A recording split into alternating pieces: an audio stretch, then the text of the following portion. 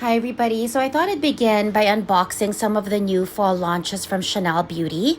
I'm going to begin with this eye quad palette that is called Initiation. This is from their limited edition fall collection.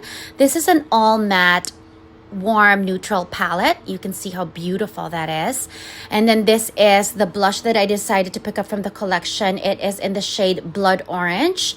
It comes with a flat blush brush from Chanel, of course, and of course their velvet pouches.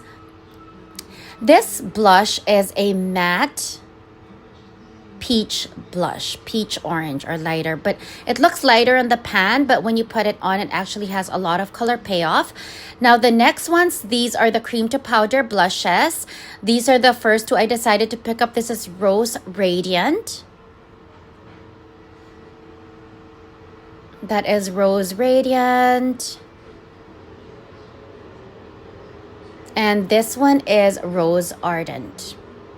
I believe there are 6 shades from this cream to powder formula, and they are not limited edition. I will be swatching these in the next few posts.